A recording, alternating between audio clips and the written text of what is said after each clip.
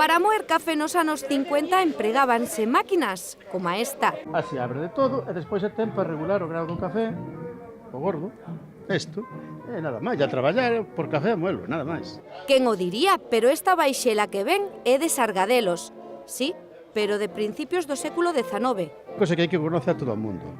Sempre se vende, isto sempre se vende. E se imos a finais de século, podríamos sentarnos nun tocador de película como este e sentirnos como... Vamos a ir a unha española, podemos ir a Sisi Imperatriz, por exemplo. Penso que esta película terían un tocador deste tipo, sobre todo personaxes, sí. O moble antigo está a ser hoxe unha peza moi desexada polos amantes do interiorismo. A xente está levando este tipo de cousas. A xente, sabes que hoxe é como moi ecléctica, co cual en un momento dado meten o tocador logo meten unha peza de outro tipo, incluso moderna, e danlle un toque diferente á decoración. Son só algunhas das antigüedades que chamaron a atención en Sarria nos 34 anticuarios galegos instaladas na Rúa do Porvir durante esta fin de semana. De unha feira de vir, de disfrutar, xente que ademais ten nas súas casas moitas pezas de valor e que ven aquí e recorda incluso o que houve na casa dos seus avós.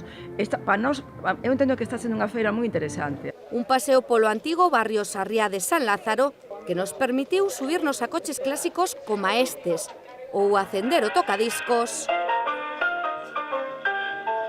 para bailar rock and roll con Marilyn Monroe.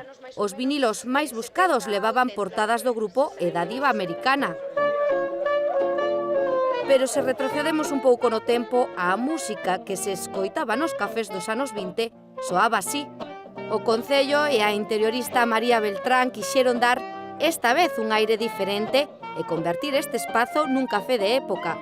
O que fixemos este ano como novedad é crear un espacio, chamase Espacio Joven, en onde se fixa un pouco, estar un pouco de algo de maneira distinta para que a xente chamar un pouquiño máis para que o que a feira que non se quede estancada. Enfocar un pouco o moble antigo tamén ao mundo da hostelería e do comercial, para ver que se pode integrar, en moitos ámbitos. Unha feira importante para dar a coñecer os produtos. As feiras reactivan, sabes? Ven máis xente. E revivir no presente as maravillas do pasado.